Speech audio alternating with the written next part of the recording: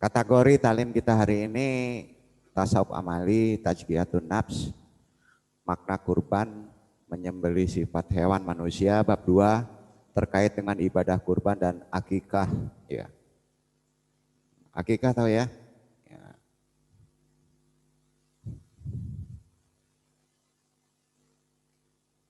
Talim langsung doa, ridha Allah saja, luruskan niat.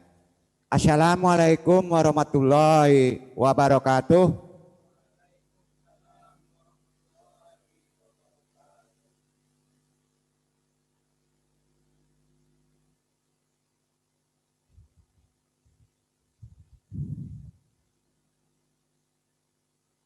Sama-sama kita jaharkan. A'udzubillahi minasyaitonirrajim. Bismillahirrahmanirrahim. Asyhadu alla ilaha illallah wa asyhadu anna Muhammadur Rasulullah. Allahumma sholli ala sayyidina Muhammadin nabi ummi wa ala alihi wa sahbihi wa salim. Astaghfirullahal-ghafurur rahim. Astaghfirullahal-ghafurur rahim. Astaghfirullahal-ghafurur rahim. Ilahi anta maksudi warid loka matlubi atini mahabataka wa ma'rifataka jahar la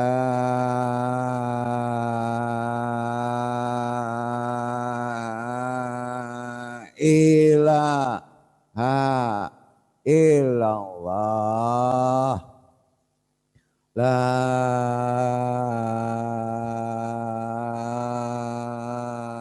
ilaha illallah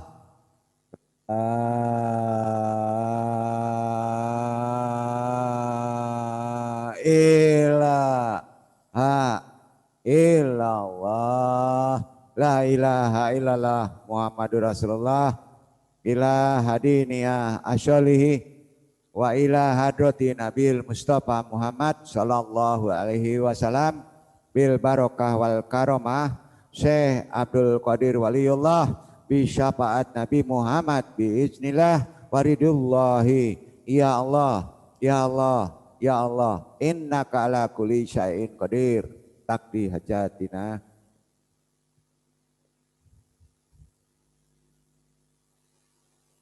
Wabil khusus ila ruhi juriyatihi wa khususon ila ruhi muslimin wal muslimat al-fatihah. A'udzubillahi minasyaitonir rajim. Bismillahirrahmanirrahim.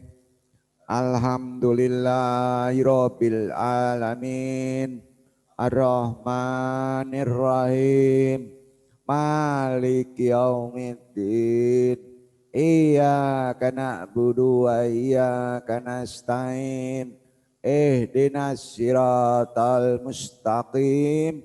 Siratal ladzina an'amta alaihim ghairil maghdubi alaihim waladdallin. Allahumma ahyina alal Islam wa amitna ala sunnah. Allahumma anta rabbi la ilaha illa anta khalaqtani wa ana abduka wa ala ahdika wa wadika masata'tu a'udzubika min syarri masanatu abu laka bi ni'matika alayya wa abu janbi fakfirli fa innahu la yaghfiru dzunuba illa anta. Allahumma ya qadiyal hajat, Allahumma ya kafiyal muhimat, Allahumma ya dafiyal baliyat, Allahumma ya rafi'u darajat, Allahumma ya syafi'al amrad, Allahumma ya mujibad da'wat, Allahumma ya arhamar rahimin. Allahumma inna nas'aluka selamatan fidin wa afiatan fil jasadi wa jadatan fil ilmi wa barakatan fil rizki wa taubatan qoblal maut wa rahmatan indal maut. Allahumma hawin alaina bisarakatil maut wa najata minan nari wala padal hisab. La haula wala quwata illa billahil aliyil azim. Alhamdulillahirabbil alamin.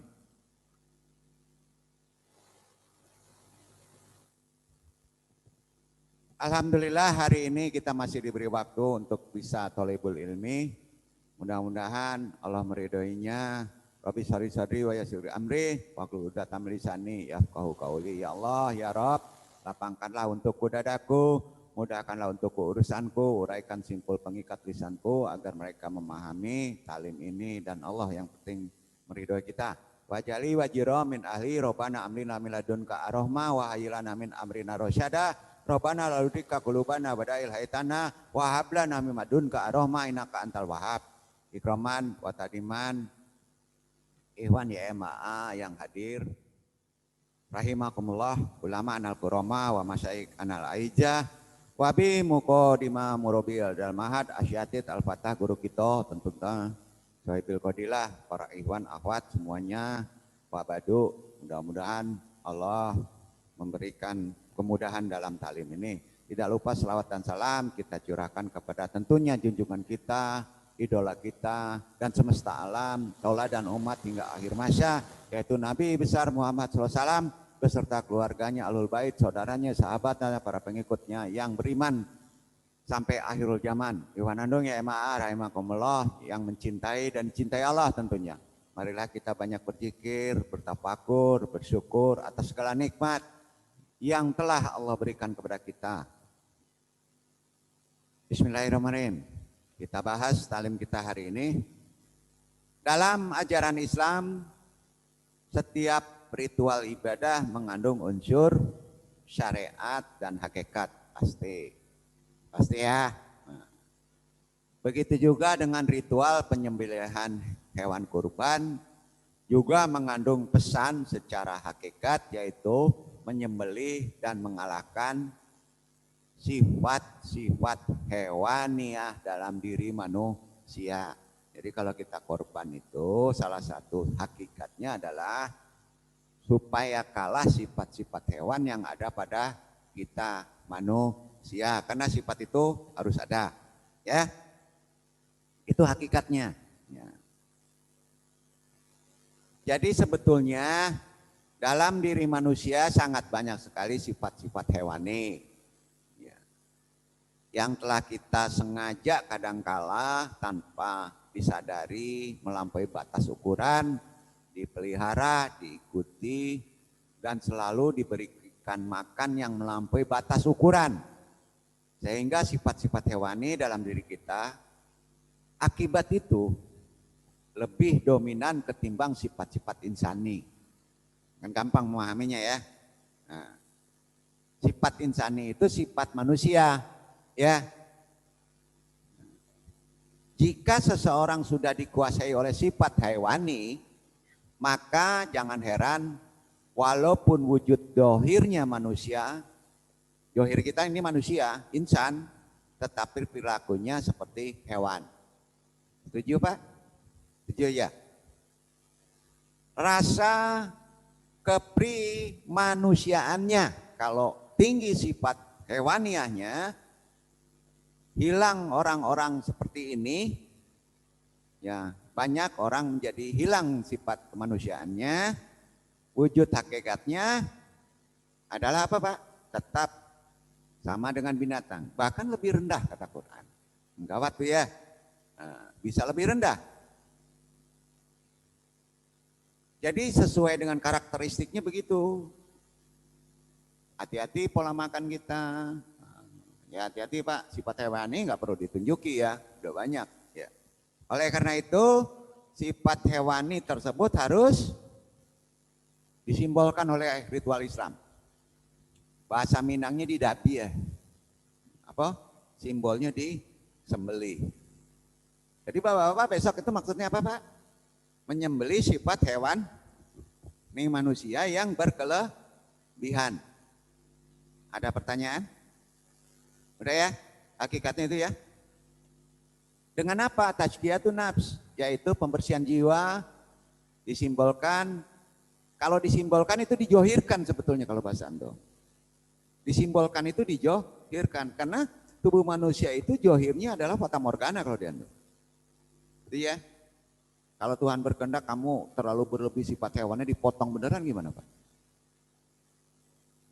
Itu. Ya nggak? Dijohirkan dengan cara memotong hewan ternak diantaranya kurban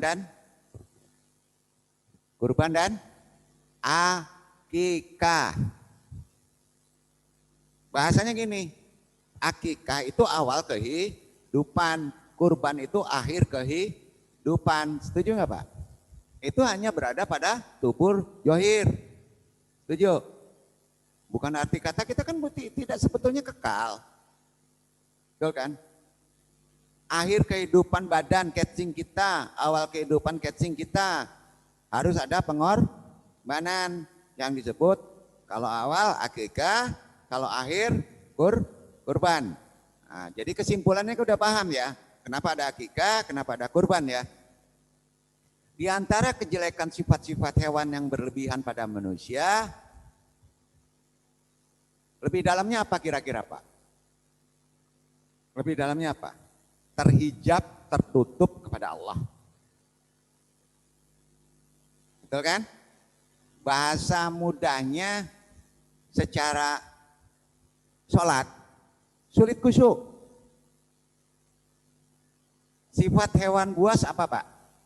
Hewan pemarah. Ya, betul? Pas sholat kalau marahnya masih ada, bisa khusyuk Pak. Yang ingat dendam, masa sholat ingat dendam? Kalau sifatnya syahwat, pas sholat yang ingat kalimatus syadiah. Ya, masa pas sholat ingat utang? Jadi kita bisa mengkoreksi diri. Betul? Bisa mengkoreksi diri. Merapat aja. Arti kata kita sulit sholat itu tersebab apa Pak? Khusyuk. Lupa karena sifat hewani kita terlalu berlebih diikuti dan tidak mau disimbolkan, dipahami ritual-ritual yang sudah dituntun secara tuntunan syariat.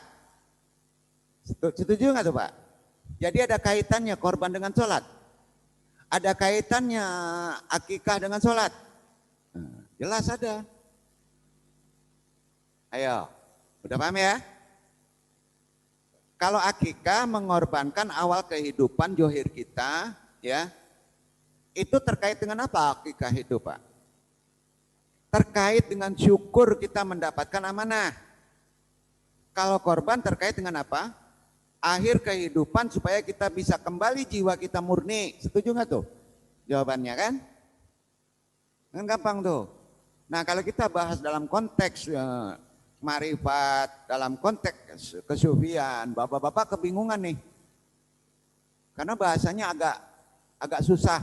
Andung coba bahasakan seperti bahasa Quran dan syariat biasa. Mudah-mudahan Allah meridhoi, bukan arti kata sendiri. Andung ini ahli mufasir, tidak. Ya. Jadi yang kita bahas agak lebih cenderung kepada akikah dan kurban, ya. Jelas kalau ditanya di antara kejelekan sifat-sifat hewan yang berlebih pada manusia adalah apa Pak? Tertutup hijab kita kepada Allah. Tuh ya? Setuju? Setuju ya? Dengan menghilangkan kelebihan sifat hewani dalam diri, maka kita akan bisa dengan mudah mendekatkan diri kepada Allah, ya, akan lebih mudah dekat dengan Allah. Kalau dekat dengan Allah, derajat kita akan mendekat kepada derajat apa Pak? Ihsan. Di antaranya adalah ritual ibadah kurban, ritual syariat akikah, kan gitu, iya kan? Setuju ya? Nah, pertanyaan sekarang, bapak-bapak udah akikah? Ya, kalau belum akikah biasanya cangok Pak makannya. Perhatiin aja Pak, sulit bersih tuh, ya, karena syukurnya nggak ada, sering ada masalah. Atau enggak ada akikah Pak, tapi tidak mengikuti tuntunan syariat, itu yang akan berubah. Jadi ada fikih. Banyak yang nggak tahu nih. Karena bapak-bapak akan berkeluarga, akan punya anak kan. Tolong ikuti ya. Karena ingat, kalau kita tidak paham akikah pun akan kesulitan mempunyai amanah. Paham itu? Jadi dengan menghilangkan kelebihan sifat hewan, pertanyaannya boleh nggak dikikis habis sifat hewan? Nggak boleh, nggak boleh, ya. Dalam diri maka kita akan bisa mendekatkan diri kepada Allah kalau kita menghilangkan kalau berlebih. Itulah yang disebut ritual ibadah kurban. Karenanya kata kurban berasal dari apa Pak? Bisa mendekatkan diri kepada Allah loh. Kemarin udah dibahas nih, kata kurban apa Pak? Qariba ya rabu kurban wa kurbanan wa kirbanan, artinya dekat. Artinya apa? Dekat. Jadi dengan kurban kita bisa mendekat kepada Allah. Kalau sudah dekat kepada Allah, doa kita pun mudah makbul. Itu hakikatnya. Ya. Ini online keluar. Nah, silakan yang berada di luar kota, bersyukur kita salam aja ya, siapa aja ya. Nah, insya Allah ini penting kita pahami.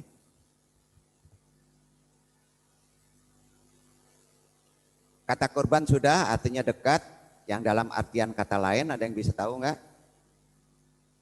Secara istilah kurban artinya mendekatkan diri kepada Allah. Setuju Pak? Bapak ingin mendekat kepada Allah? Kurban dong. Ya, kalau sulit kita berubah mendekat kepada Allah ditantang terus, jangan-jangan akikahnya ada masalah. Setuju nggak nih? Setuju? Setuju ya? Tentunya ibadahnya melalui ritual penyembelihan hewan ternak. Jadi gini Pak, ada anak bapak-bapak yang sulit sekali, misalnya degil kali sholat, sulit kali yang misalnya jolimnya keliwatan. Bila perlu tinggikan kurbannya Pak. Bukan anak yang disembelih Pak. Ya. Ya. Karena itu kan ajaran Islam. Ada nggak anak-anak kita yang kebingungan kita ngatasinya? Ada ibadah yang lupa, akikahnya lihat, kurbannya lihat. Setuju nggak nih? Ya, itu dulu.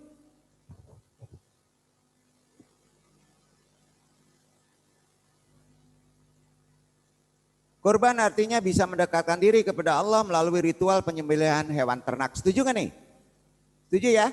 Nah, adapun kata Idul Adha, apa kaitannya? Idul Adha kan dikaitkan dengan kurban. Apa kaitannya? Kenapa disadarkan kurban di Idul Adha? Kalau akikah kan kaitannya kalau berusut punya anak, waktunya nggak bisa ditentukan kan? Urusan Tuhan. Kalau kurban kan dikaitkan dengan Idul Adha, berarti kalau dikaitkan dengan kurban itu ada waktunya. Masa kita mau naik rumah dikorbanin satu kepala kambing? Nggak bisa. Waktunya kita yang buat, nggak boleh. Setuju Pak? Oh no, nanti kalau ada masalah nih karena nggak ada kepala kerbau katanya. Ah itu ya jelas bukan ajaran Islam. Setuju nggak tuh Pak? Itu ya. Jadi kurban itu kalau dikaitkan dengan Idul Adha, ritual kurban ada waktunya. Betul kan? Kapan waktunya? Idul Adha. Idul Adha sendiri kan asal katanya udhiyah. Udhiyah. Bentuk jamak dari dahiyah. Dari daha yang artinya waktu duha. Daha itu kan waktu duha. Idul Adha ada malam.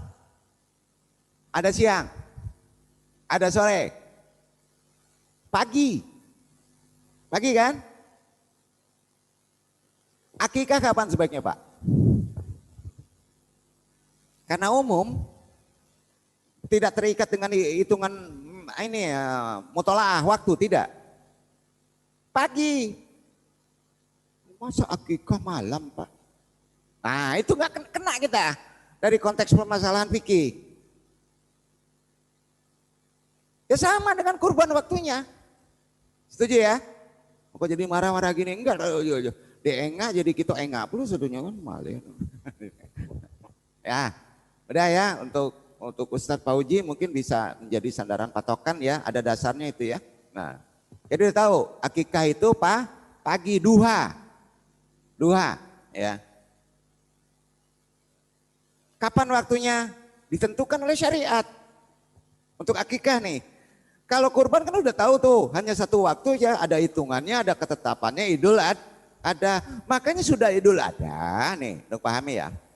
Ya. Idul Adha kan katanya waktu duha, tapi sudah ditentukan tanggalnya. Itu ada terkait dengan almanak. Nah, ini terkait dengan prosesi yang diperbolehkan waktu penyembelihan kurban yang dilaksanakan setelah sholat Idul Adha. Betul Pak? Betul. Dari tanggal 10-13 Zulhijjah. Jadi sebaiknya jangan terlalu lewat waktunya. Maka bukan jadi kurban loh. Jadi kalau Idul Adha sudah Idul Adha langsung gitu. Ada yang menggeser sekarang. Banyak. Hati-hati Pak. Aturannya gitu. Arti akikah berarti memotong. Jadi kalau ditanya akikah artinya memotong. Kalau kurban artinya mendekatkan diri. Dekat. Ya. Qurub. Al-qurb. Betul kan? Betul kan? Kepada siapa? Dekatnya bukan kepada pacar. Ya. Nah. Akikah itu artinya memotong. Bahasa Arabnya al-qatu. Betul kan? Al-qatu. Nah. Sedangkan menurut istilah akikah menjadi bahasa merupakan proses ritual pemotongan hewan sembelihan pada hari ke-7. Harinya ke-7 setelah bayi dilahirkan berdasarkan hadis sahih Nabi. Hari keberapa Pak? Akikah hari ke-7. Umumnya sebagai wujud apa? Syukur. Selamatannya syukur, punya anak. Ya, syukur. Kepada Allah syukurnya. Hewan yang digunakan akikah, hewan semuanya yang ada di mana saja, ialah hewan ternak, kambing, domba. Betul kan? Nah, waktunya yang ditentukan oleh syariat Islam, waktunya ketetapan akikah, hari ke-7, ke-14, atau ke-21. 7, 14, 21. Kenapa ada 3 hari ini? Yang terbaik, sangat terbaik adalah hari ke-7. Ada kalanya terkendala. Faktor ekonomi. Setuju? Pertanyaannya, kalau tidak kurban karena melarat tidak apa-apa. Hukumnya tidak apa-apa. Tidak berdosa. Karena terkait masalah harta. Tapi kalau sudah lengkap sebaiknya tetap dikurbankan seperti hitungan tadi. Walaupun waktunya sudah setahun. Jangan sampai mentok setelah anak itu mau akad nikah. Paham nggak? Kurban kan? Bapaknya. Itu aturannya. Tapi sifatnya tidak kurban namanya.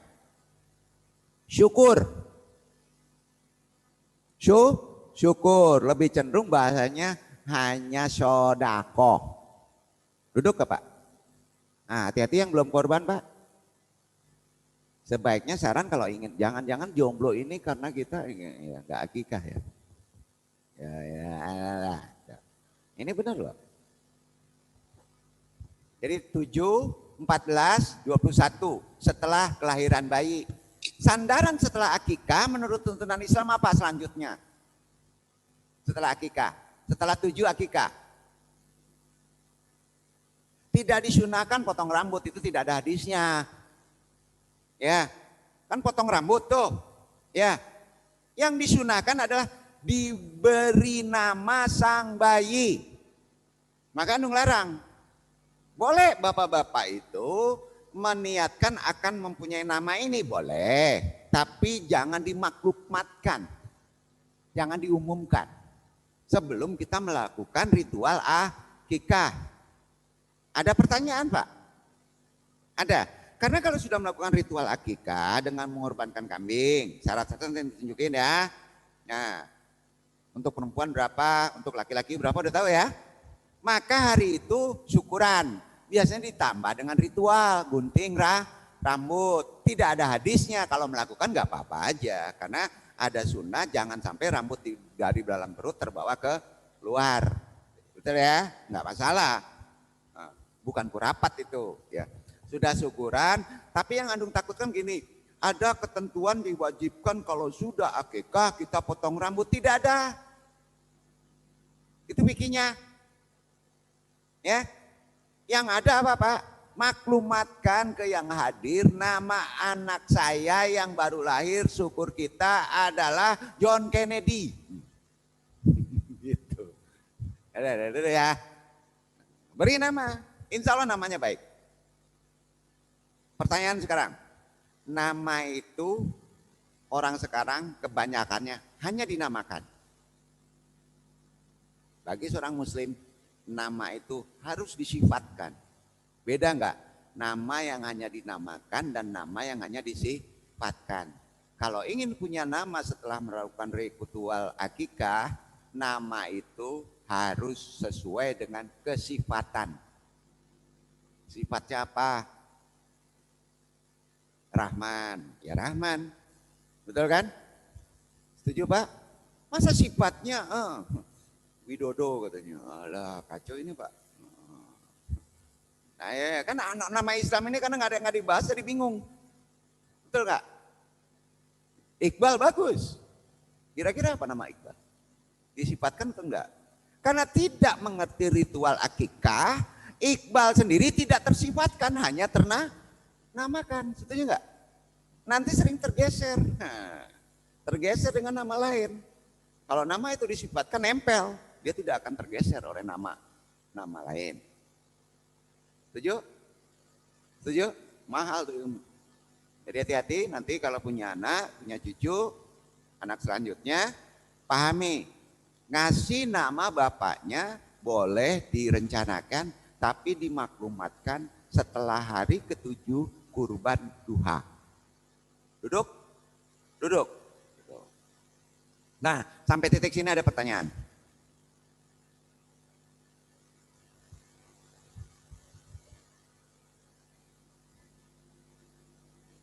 Tidak bisa ke-7, tidak bisa ke-14, dibolehkan ke-21 setelah kelahiran bayi. Itu waktu yang terbaik adalah hari ke-7. Untuk anak laki-laki diharuskan memotong berapa ekor kambing? 2. Anak perempuan berapa ekor? 1. Ada yang bisa jawab nggak? Kenapa yang laki-laki 2, yang perempuan 1?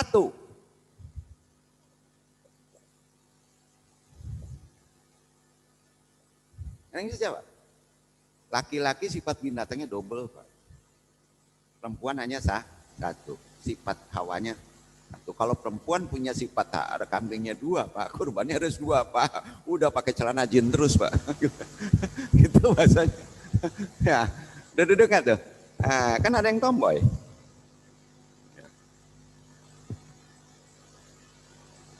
Semua bayi, ya kata Nabi, sabdanya begini. Ada sandalan yang disampaikan ini sabdanya gini nih ya. Sahih nih.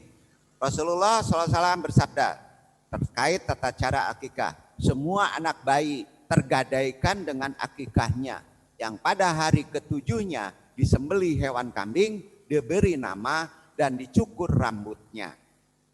Ya, dicukur rambutnya itu pengertiannya bukan pengertian cukur rambut anak itu. Hati-hati ya.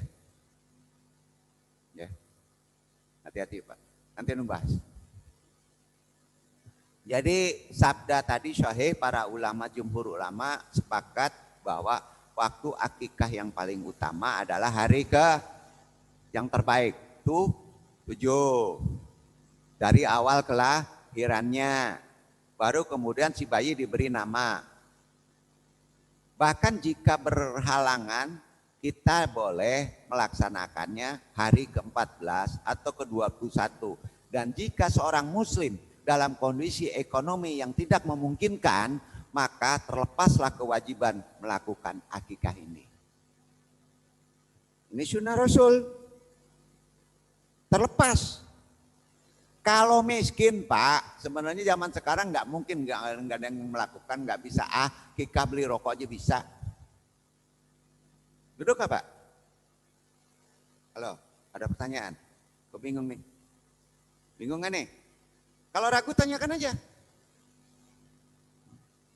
Tidak akan berdosa seorang muslim jika meninggalkan ibadah ini kecuali jika ia memang tidak mampu.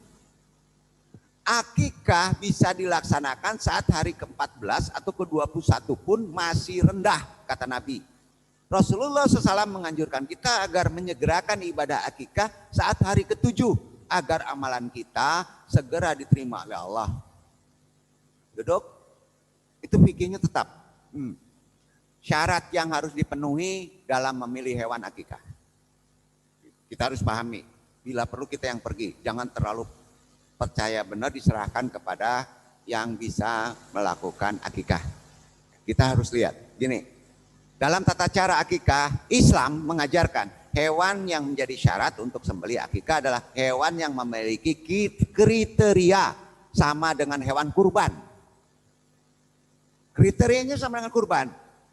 Sangat dianjurkan hewan kurban berjenis domba putih dan sehat. Umurnya hewan ini minimal, halo, kira-kira berapa? Jangan andung aja. Minimal. Itu jawabannya ya. Pembagian dagingnya gimana? Akikah menurut Islam, membagikan daging akikah berbeda halnya dengan kurban. Paham ini? Apa kira-kira perbedaannya? Kalau akikah dalam keadaan matang bro. Kalau kurban mentah bro. Setuju? Setuju. Ada nggak sih daging kurban matang? Itu perbedaannya, itu sunnah. Ya. Dalam akikah kita harus membagikan daging yang sudah disembelih tadi dalam kondisi sudah masak. Masa akikah daging mentah nih? Nah, ini kan nggak paham sunnah. Ada itu. Ya. Sandarannya hadis Aisyah. Sunnahnya 2 ekor kambing untuk anak laki-laki, dan 1 ekor kambing untuk anak perempuan. Ia dimasak tanpa mematahkan tulangnya. Hadis ini sahih. Gimana nih maksudnya? Lalu dimakan oleh keluarganya dan disedekahkan pada hari ke-7. Hadis riwayat Baihaqi. Boleh tanya ulama, tidak mematahkan tulangnya. Kurban boleh cancang. Bedanya itu. Dalam kondisi ini kamu keluarga disunahkan untuk mengkonsumsi daging akikah. Tapi sekedarnya Pak. Sedangkan daging sepertiganya dihadiahkan kepada tetangga dan fakir miskin. Istidlal dalilnya Al-Insan surat 8 ya. Dibaca. Al-Insan ayat 8. Dibaca Pak.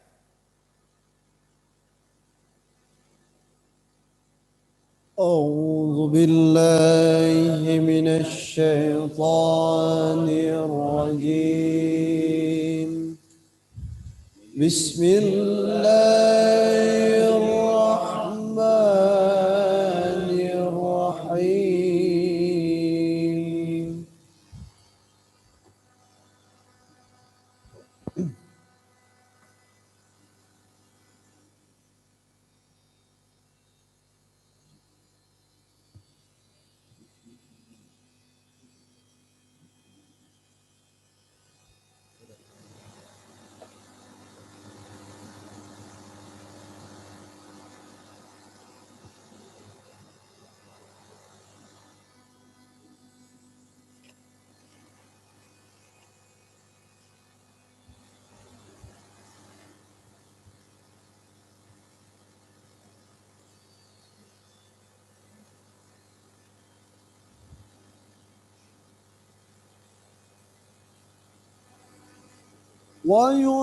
ويطعمون الطعام على حبه به مسكينا ويتيما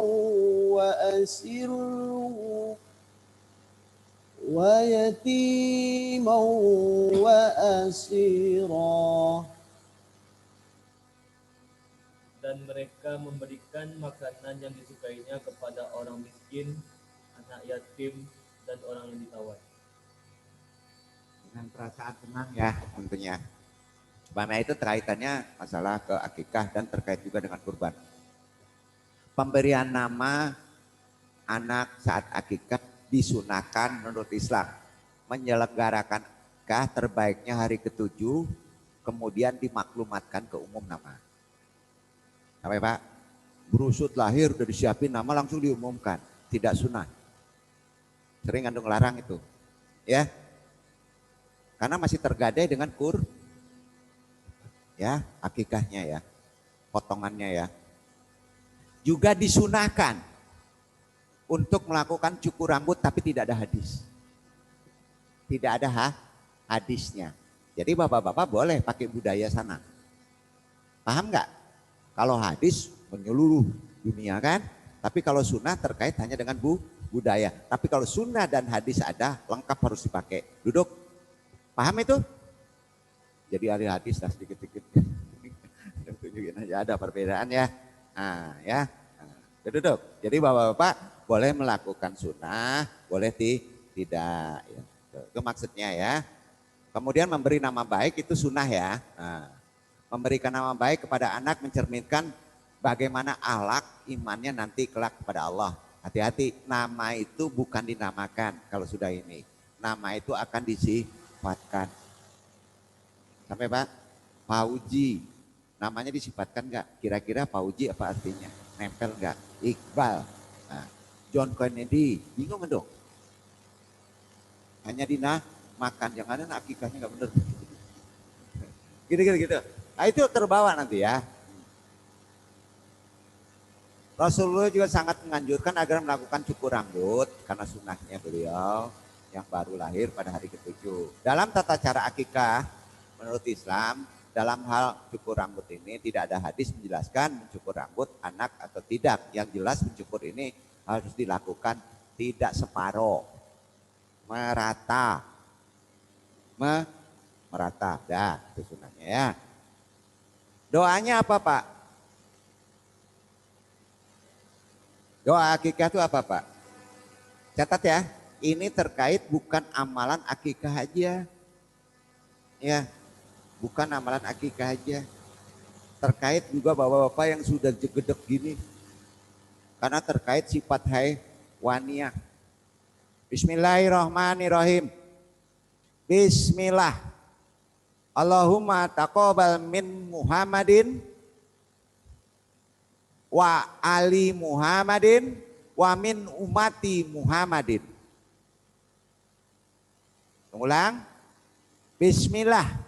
Allahumma taqabbal min Muhammadin wa ali Muhammadin wa min umati Muhammadin. Artinya, dengan nama Allah, ya Allah, terimalah kurban dari Muhammad dan keluarga Muhammad serta dari umat Muhammad. Itu artinya. Hadis riwayat Ahmad, Muslim, Abu Daud. Sampai Pak? Apakah ini boleh enggak untuk anak yang sudah lahir? Boleh Pak. Tata caranya nanti bukan sekarang. Ini Pak ya. Nanti hilang itu yang disebut jadi-jadian. Gitu aja. Jadi-jadian tuh hilangnya di sini. Ada yang nyegik? Gak ada ya? Gak. Ada yang jadi harimau? Wah itu aja lah. Iya ya. Ini kemana-mana sih kakinya ya.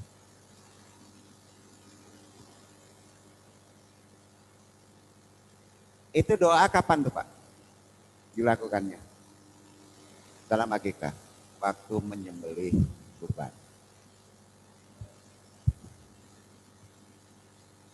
Kemudian setelah diberi nama, digunting merata, sunnah. Ada perintah doanya. Doanya apa, Pak? Dua.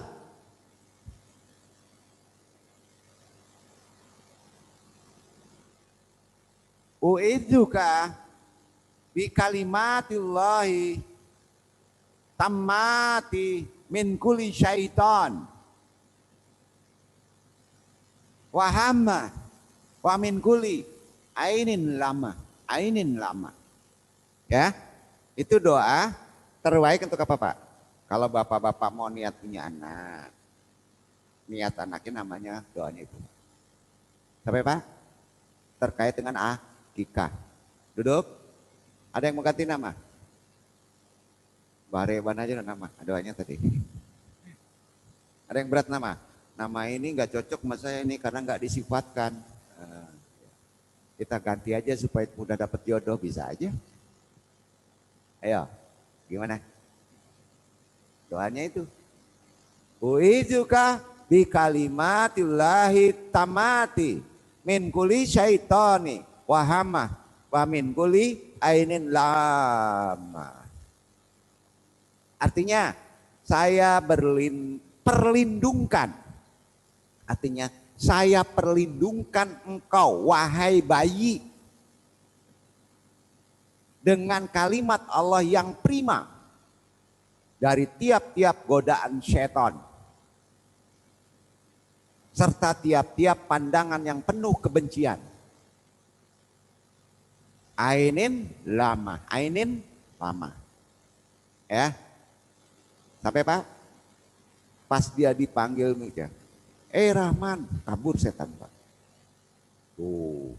Itu karena udah nempel.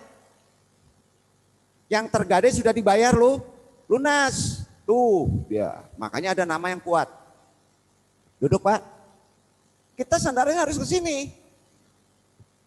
Ini nama dikasih nama keras. Nggak ngerti akikahnya. Nggak ngerti doanya. Ya udah tempang-tempang tuh anak, Pak. Barejo, yo, namo, itu artinya. Nah, hikmahnya apa sih mengikuti ritual akikah ini? Hikmahnya apa? Satu, mewujudkan rasa syukur kepada Allah atas karunia lahirnya seorang anak diberi amanah kepada kita sebagai penerus dalam keluarga kita, meneladani dan mengikuti sunnah Rasul Sallallahu Alaihi Wasallam. Itu hikmah pertama. Betul kan? Hikmah kedua, sebagai momen untuk berbagi kepada sesama, mempererat tali persaudaraan. Ketiga, sebagai bentuk rasa gembira dan membagikan kebahagiaan tersebut kepada orang lain. Itu hikmahnya dari pemotongan hewan akikah. Ya, Andung tidak bahas hikmah dari kedekatan kita kepada Allah dengan kurban. Tidak, belum. Kita akikah dulu karena di awal. Setuju ya? Manfaatnya apa?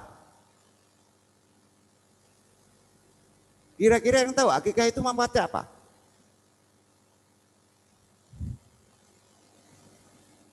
Ini untuk seluruh umat Islam.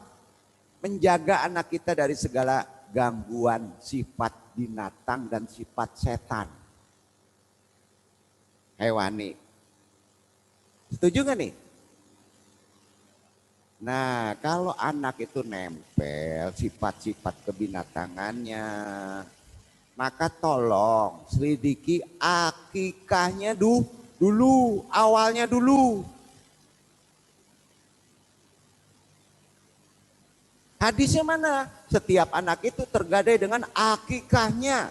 Belum lunas, masih tergadai. Hadis itu sahih. Dengan melaksanakan akikah berarti kita melepas segala gangguan yang bersifat hewani, yang bersifat setan, yang terus mengikuti sedari lahir anak itu. Betul kan? Makanya tolong perhatikan doa tadi melepaskannya. Dua doa tadi.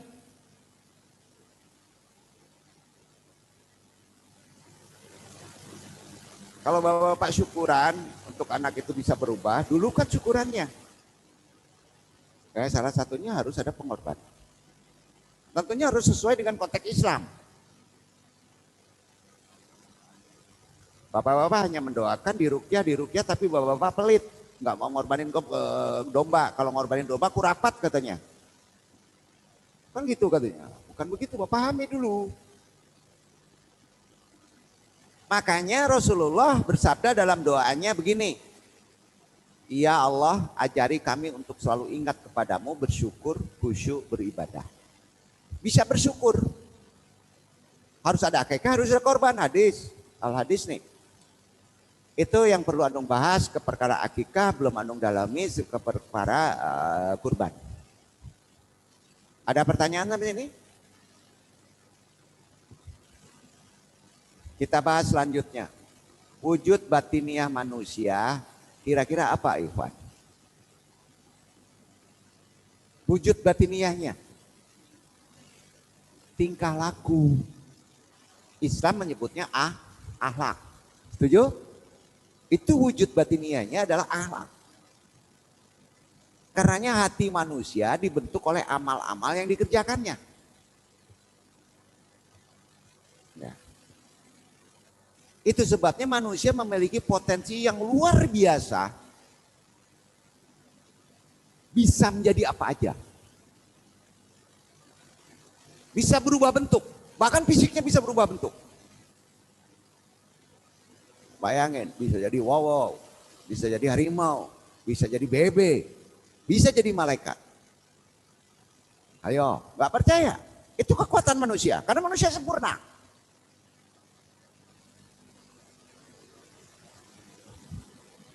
Bisa jadi apa saja. Sejak binatang yang paling rendah sampai kepada malaikat yang didekatkan kepada Allah. Tidak henti-hentinya jati diri manusia berubah sesuai dengan perubahan amal dan akhlaknya. Sifat binatang pada manusia sangat banyak sekali. Sebanyak binatang yang ada di atas dunia.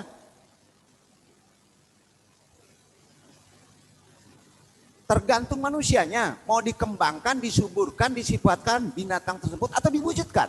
Bisa. Ayo.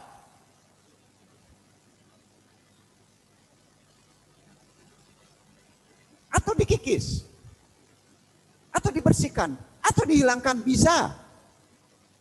Di sini perlunya ilmu.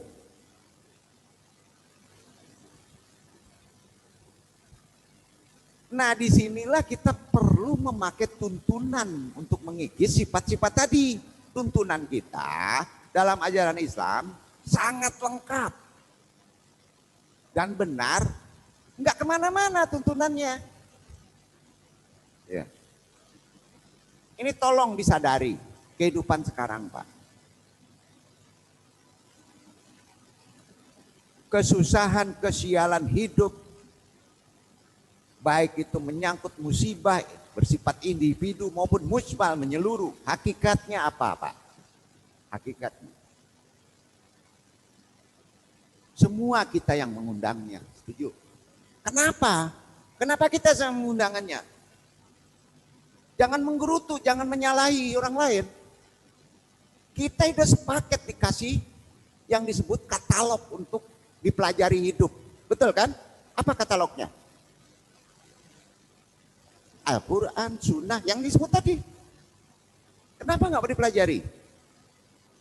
Oh, kok disalahin Tuhan? Ini Quran, ini Sunnah, kita Muslim. Kita nggak menyadari itu kan? Ya kamu yang salah.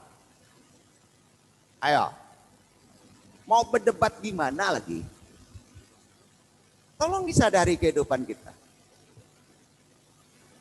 Susah, sial, begini, begitu. Miskin, kayak nggak ada itu. Karena kita nggak mau ngikuti tuntunannya. Semua itu kita yang mengundangnya. Tuntunannya kan sudah ada, Pak, sempurna.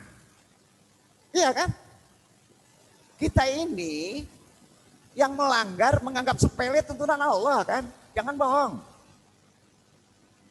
Ya. Oh, saya nggak bisa. Saya nggak ahli Islam. Banyak yang ahli, tanyakan. Di antaranya Quran dan hadis. Kesadaran diri itulah yang mengakibatkan orang-orang itu sering menyalahkan orang lain, tidak ada. Coba, perkara akikah aja bapak-bapak anggap sepele. Padahal itu terkait menempelnya kebinatangan kita dalam hidup, betul kan? Setuju nggak? Kurban, kedekatan kita kepada Allah dianggap sepele, yang memble lah hidup tuh, sial semuanya. Waktunya ada, tuntunannya ada, betul kan? Kesadaran diri, Pak. Kita bahas dari filsafat ya. Filsafat kontemporer secara hakiki terpusat pada pribadi manusia kan? Betul kan? Aduh agak berat nggak? Nggak ya? Turun nih. Boleh jadi tanpa situasi historis kita tidak bisa memahami apa dan esensi diri yang sebenarnya tanpa historis. Apa? Itu filsafat kontemporer. Nah, Al-Quran membuka pintu dunia baru tentang kesadaran diri secara berurutan sampai kepada kesadaran yang universal. Begitu hebatnya Al-Quran. Ungkapan ini tidak terikat oleh suatu aliran tertentu, tidak. Jangan kaitkan dengan aliran Arabi, itu tidak. Itu memang sudah ada di Al-Quran. Saat dimana muncul ketikan aktualisasi tulisan, dihadapkan persoalan manusia, yang berhadapan dengan persoalan manusia terdorong untuk memikirkan eksistensi akhirnya. Iya kan? Bingung nggak nih? Berat nggak ya? Aduh, Ustadz Fauji mungkin ketawa, udah dasar nih. Nggak apa-apa ya, kita bahas aja ya. Di mana pemahaman ini bisa dikatakan, kalau sudah sampai sana, itu disebut ilham behiti. Itu ilham behiti. Mungkin nenek yang ngomong doang. Nah, kita lanjutkan dulu. Yang keberadaannya bagaikan terlempar begitu saja. Ilham behiti itu keberadaannya, pengetahuannya terlempar begitu saja.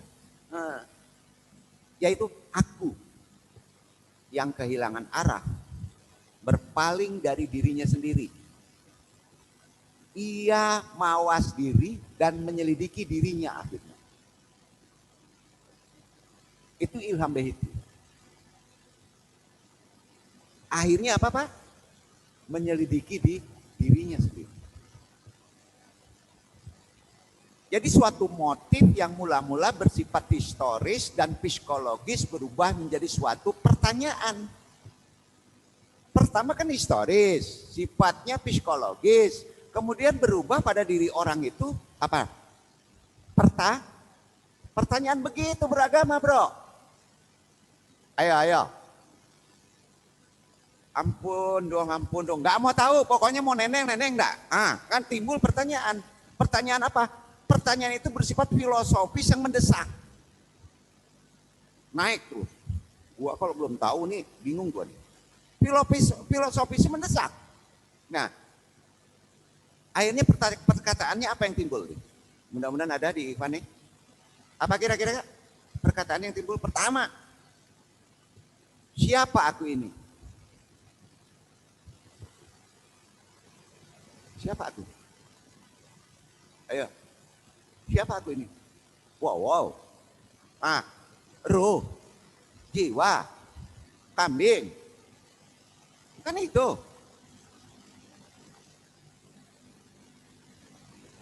Dengan kegembiraan dan harapan.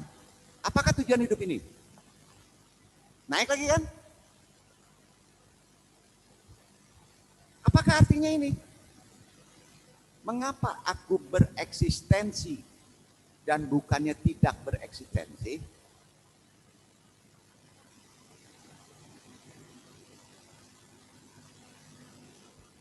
Kenapa aku bereksistensi? Bukankah aku bereksistensi? Bukankah aku tidak bereksistensi? Coba tanya jawab. Tidur aja lah, tidur.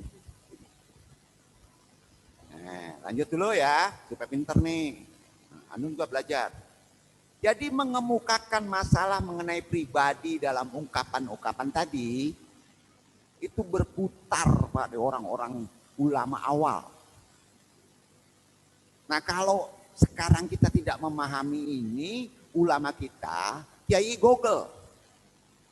Jadi kebingungan. Berarti mengemukakan masalah kebebasan. Masalah tanggung jawab.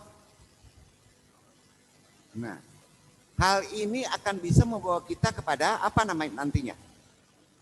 Tadabbur, observasi, penelitian tanpa kita sadarinya. Apa sih itu jin dari behit ilham? Maka dia ke lapangan, dikejar, observasi. Dan kalau itu benar ketemu. Walaupun kelihatannya batu. Nah, bingung juga nih. Maksudnya kan paham? Nah gitu Pak. Kita senang. Jadi mengenai dasar dari asal usul. Diuber ke sana. Baik dari sisi kebebasan maupun dari sisi tanggung jawab. Kita akan mengetahuinya. Hal tersebut akhirnya pasti memunculkan apa Pak? Ujungnya. Masalah ketuhanan. Bapak-bapak ngejar-ngejar jin sampai di dalam ini ujungnya apa Pak? Akan berpikir masalah ketuhanan. Sepakat? Sepakat. Nggak ada di atas dunia sekafir-kafir orang itu Yahudi, nggak ada. Ateis, tidak ada. Pasti ujung-ujungnya mencari Tuhan. Setuju?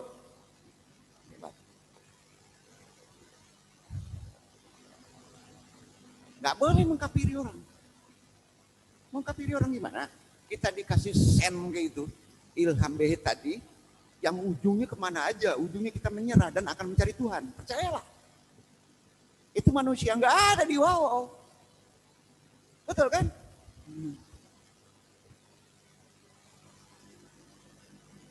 Apakah Allah itu masuk dalam definisi manusia atau tidak? Pertanyaan awal. Mau pilih?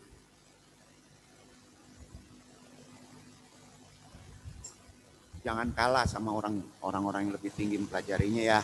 Jangan kalah. Kita rusak titik makrifat.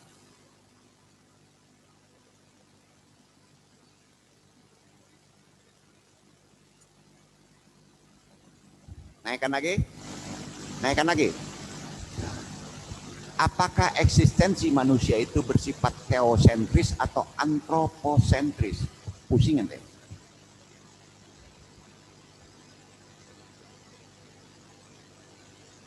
Itu aja dulu. Nah. Turunin dulu dong. Oke, turunin. Jadi ada apa dengan pernyataan ulama dulu? Man arafa nafsahu faqad arafa rabbahu. Nah, gitu aja. Udah mulai.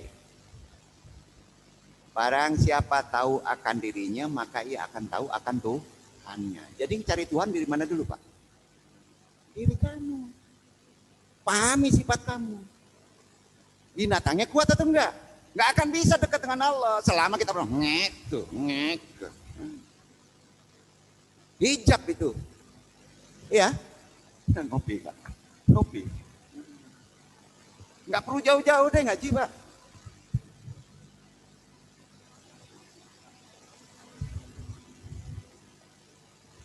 Kita pahami untuk menstandarkan pikiran kita enggak terlalu anget ya. Ini terlalu anget kayaknya ya. Anda ngerokok dulu lah ya.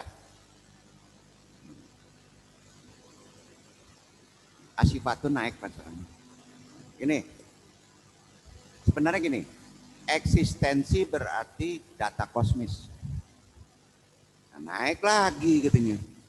Eksistensi itu data kosmis.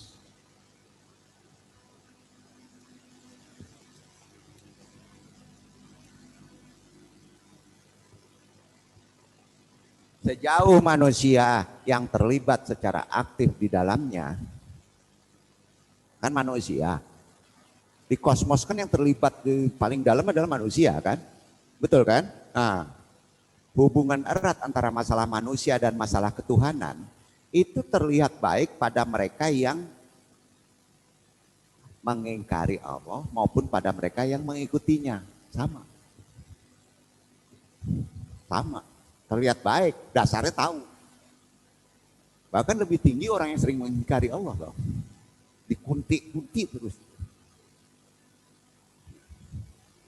Kecenderungan tersebut pada dasarnya merupakan naluri manusia kan? Apa namanya? Naluri manusia. Yang tidak bisa dipungkiri dan merupakan apa? Bahasa Qur'annya, fitrah. Apa? Fitrah. Bapak-bapak ini punya naluri ketuhanan, Pak. Walaupun bapak-bapak bengal sekalipun, itu fitrah. Betul? Jadi kalau kita mengatakan bahwa setiap pribadi memiliki naluri religius, dalam pengertian apapun, baik yang sejati maupun yang palsu, sebenarnya adalah sama dengan mengatakan bahwa setiap pribadi memiliki naluri untuk berkepercayaan. Nggak mungkin nggak beragama, nggak ada orang nggak beragama. Jadi nggak boleh nyebut kafir. Sedangkan dalam tinjauan antropologi budaya, naik pula lagi ke antropologi budaya. Ya, ada di sini ahli antropologi budaya, behit dulu Pak.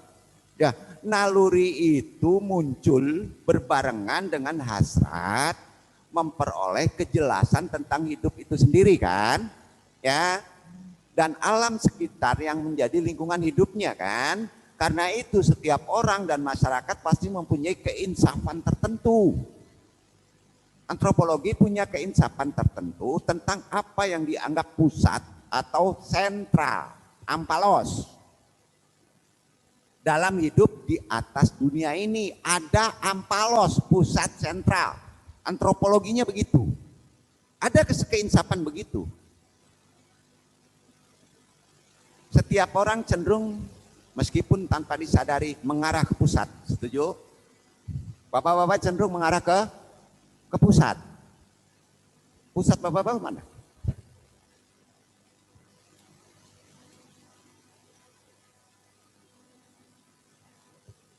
Kiblat kosmos, casing, kiblat hati bro, diri sendiri itu kosmosnya, betul kan?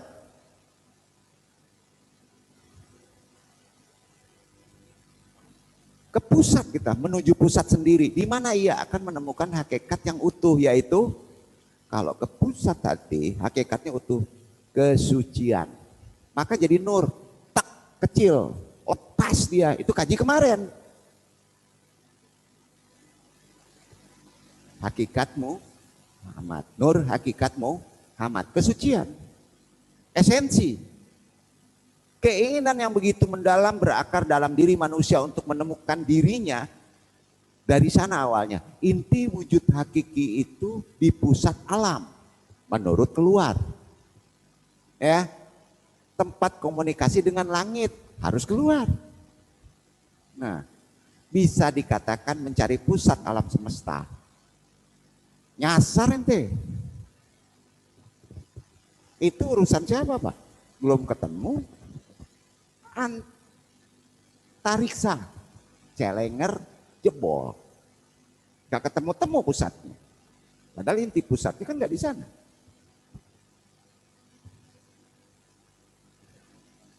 Di sini Andung coba menelusuri secara beruntun dari dasar sekali. Kalau tadi dibahaskan secara antropologi, filsafat, siap-siap Bapak 10 tahun Pak dapat estelernya ya gitu ya. Siap-siap Pak, putar-putar tuh. Jadi yang paling enak di mana Pak? Menelusurinya, paling dasar dulu, Al-Quran. Kita bahas dari Al-Quran, clear, Bapak-Bapak bisa ngalahin yang di luar. Mau nggak nih? Mau nggak nih? Capek dong kuliah, bodoh tuh. Kita yang rugi. Boleh aja. Tapi tolong korelasi perbandingan Al-Quran. Kita bahas. Surat Ad-Dzariyat 51 ayat 21. 51 ayat 21. A'udzubillahi minasyaitonirrajim. Bismillahirrahmanirrahim. Wa fi anfusikum afala tubsirun. Artinya Pak? Halo? Juga dan juga pada dirimu, maka apakah kamu tiada memperhatikannya? Kemana larinya? Keluar atau ke dalam? Bapak-bapak nontonnya keluar aja sih, nggak mau nonton ke dalam Pak. Nonton ke dalam nggak perlu mata Pak. Nonton ke dalam. Itu kata siapa? Kata Allah. Benar. Kalau kamu sudah bisa melihat ke ampalos titik terdalam, di luar itu dekat Pak. Di luar itu pendek. Dekat sekali. Mau ngeliat Halimatu Sadia, ke dalam dulu. Udah tajam baru kelihatan. Ngapain lu? Gak perlu HP. Nah, bingung kaji ini. Bingung gak? Kan Quran tuh, wa fi anfusikum afala tubsirun. Dan juga pada dirimu, maka apakah kamu tiada memperhatikannya? Di Al-Hijr 28, 29 dibaca ikhwan dah. Di Al-Hijr, dari situ dasarnya kita pahami. Di Al-Hijr.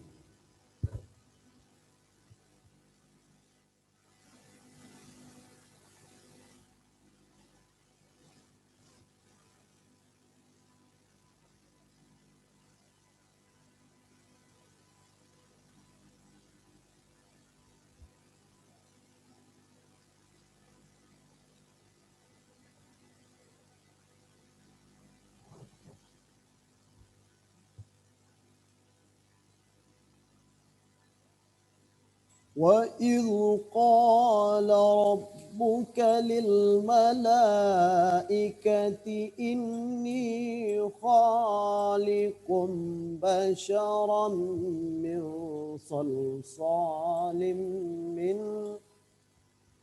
صلصال من حماء مسنون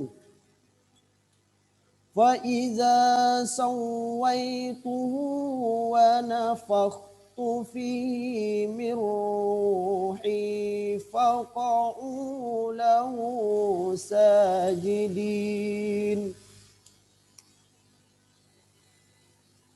Dan ingatlah ketika Tuhanmu berfirman kepada para malaikat, sesungguhnya aku akan menciptakan seorang manusia dari tanah liat kering yang berasal dari lumpur hitam yang diberi bentuk. Maka apabila aku telah menyempurnakan kejadiannya dan telah meniupkan ke dalamnya ruh ciptaanku, maka tunduklah kamu kepadanya dengan bersujud. Inti sujud, ikhwan apa Pak? Mendekat sedekat-dekatnya dengan Allah ya. Ya, hakikatnya gitu Pak. Dalam kerangka ini kita mengambil garis yang jelas dari peristiwa kejadian manusia ya. Kita pahami peristiwa kejadian kita ya, manusia. Kita manusia Pak, insan. Di mana para makhluk baik itu jin setan maupun malaikat kan mempertanyakan kebijakan Allah Pak. Setuju nggak? Yang akan menciptakan manusia yang menurut pandangan malaikat kira-kira apa Pak pada waktu itu?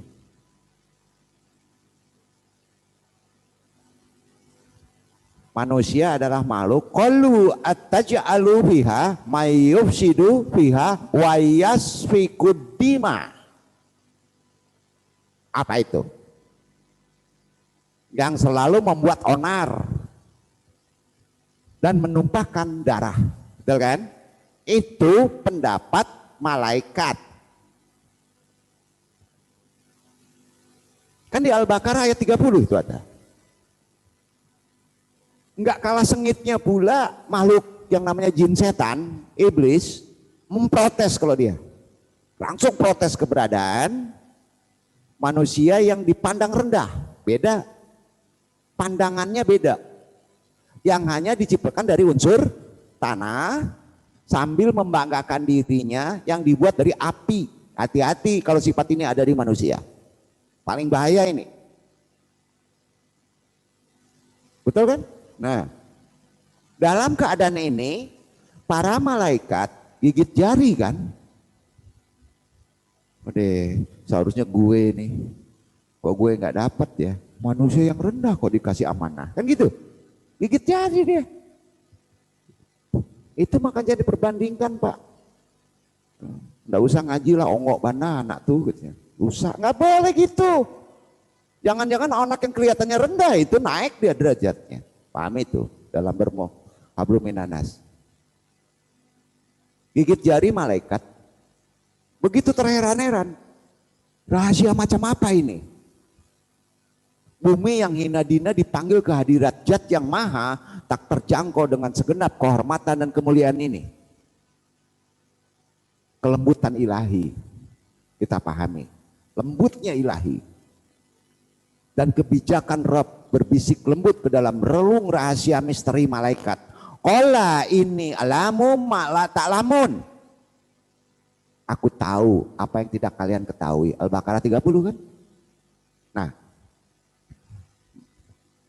memang raga manusia ini bro, Ikhwan, jange awak ko ya, termasuk ke dalam derajat rendah. Setuju? Setuju? Jangan sombong. Lumpur, tanah, sementara ruh manusia ada di kita. Termasuk ke dalam derajat tertinggi. Campur, masuk. Hikmah yang terkandung dalam hal ini ialah bahwa manusia mesti harus mengemban beban amanat pengetahuan tentang Allah karena ada ruhku. Setuju? Di antaranya supaya bisa tertanggung, karena ada ruh itu bisa tertanggung. Karenanya hidup harus mengikuti tata aturan secara ruhku Allah. Diwakilkan dengan Quran. Yang lain jangan. Seharusnya kan begitu. Harus terkorelasi ke sana. Dengan salah satu ibadah ritual kurban diakhiri kehidupan ritual akikah dibalik. Sengaja dong sebut gitu. Ya. Yang disimbolkan penyembelihan hewan ternak yang sudah diatur secara syara, kita sebagai manusia dengan melakukan ritual itu, insya Allah sultan, kalau benar maknanya, menjadi kekuatan di amanah tadi. Bapak-bapak nganggap sepele untuk perkara akikah, tidak mau tahu masalah kurban, dianggap ritual besar. Gimana mau punya kekuatan kita? Ayo. Kalau itu ada, Bapak mau jadi apa aja bisa. Didekatkan waktu, dimudahkan rezeki. Kayaknya inti nih dua. Enggak, itu hanya sebagian ritual tadi. Karena kalau kurban dengan akikah itu tarikannya sultan, kekuatan dalam kedua dunia ini untuk bisa mencapai kesempurnaan. Kenapa kedua? Dekatnya alam barjah dengan alam dunia. Menjadi kuat. Jangan-jangan bisa mondar-mandir nih bro. Ya. Sebab tidak sesuatu pun di dunia ini yang memiliki kekuatan yang mampu mengemban beban amanah. Mereka mempunyai kekuatan ini melalui esensi sifat-sifatnya. Sifat apa itu? Sifat ruhnya. Ada di kita. Blow-onnya kita punya sifat yang paling kuat. Ruh dari Allah. Kita tidak paham. Betul nggak? Ada di siapa kesalahannya itu? Sering kalah. Sekali lagi, bukan melalui otaknya, bukan melalui raganya, bukan. Justru raganya akan menjadi kuat kalau kita mau mengorbankannya. Setuju? Bapak-bapak raganya bapak kekuatan sebagai insan akan menjadi tinggi kalau bapak-bapak mau mengorbankan raganya. Apa mengorbankannya? Kurban. Iya kan? Dipotong dong. Ya udah kalau kaji itu pengertian dipotong jadi bingung kan nih. Pengertian korban itu apa sih? Mendekat kepada Allah, simbolnya melalui kurban. dengan menyembelihnya tidak mengikuti secara keseluruhan sifat kehewanan manusia, nafsu syahwat kebinatangannya. Itu kurban. Wallahu a'lam bishawab. Ayo, Bapak pengennya kekuatan. Kalau hanya nyantet Pak, nyegahin nyantet udah 1/1 Pak kekuatan ini Pak. Kecil. Mau ngapain lagi? Mau ngejar-kejar jin, kecil. Sombong banget kaji. Kalau udah sampai kepada ruhku ya sombong kajinya. Ngomong apa? Iya kan? Nah, karena itu kita sebagai manusia mempunyai sultan kekuatan dalam kedua dunia ini untuk bisa mencapai kesempurnaan. Itu dituntun sama Quran. Sebab tidak sesuatu pun di dunia ini yang memiliki kekuatan yang mampu mengemban beban amanah. Tidak menolak gunung. Mereka mempunyai kekuatan ini melalui esensi sifat ruhnya. Bukan melalui raganya. Justru raganya akan menjadi kuat kalau kita mau mengorbankannya. Dengan menyembelihnya, tidak mengikuti secara keseluruhan kehewanan, nafsu, syahwat, kebinatangan kita. Itu sebabnya. Karena ruh manusia berkaitan dengan derajat tertinggi dari yang paling tinggi. Ada di kita? Tidak satupun di dunia ruh, tidak satupun di dunia ruh yang menyamai, bisa menandingi kekuatannya. Entah itu malaikat maupun makhluk setan sekalipun atau segala sesuatu lainnya, kalah. Percaya nggak nih? Aduh, kok jadi bengek begini sama istri, bengek begini sama duit, bengek begini sama kehidupan dunia. Enggak. Ayo, kok jadi marah-marah gini? Iya, kita nggak mau mendalami bahwa kita ini sultannya tinggi. Betul kan? Melebihi malaikat, melebihi jin. Ayo, udah pulang dah, ngaji udah selesai kok, udah tahu kok kita ini kuat kok. Mau ngomong apa lagi? Nah, jadi kalau masih ada galau sampai titik kaji ini, udah ngaco nih orang nih. Betul. Kalau bapak-bapak nggak bisa bantu anak miskin sampai 100 orang, goblok bapak-bapak deh. Kok kasar gini? Ya jelas, karena kita dikasih kekuatan. Setuju? Kita nggak mau galinya, banyak mubazir Pak. Ya. Malaikat aja bisa kalah, jin setan bisa kalah. Karena kita punya ruhku paling tinggi, tidak ada yang bisa mengalahkannya. Demikian pula jiwa manusia yang berkaitan dengan derajat yang paling rendah. Jiwa manusia itu derajatnya rendah bro. Iya kan? Sehingga tidak satu pun di dunia jiwa bisa mempunyai kekuatan. Entah itu yang bersifat hewan, binatang buas atau yang lainnya. Kalah. Walaupun jiwa kita sama dengan binatang, tapi kita tertempeli, terbehiti. Maka jiwa itu menjadi kuat.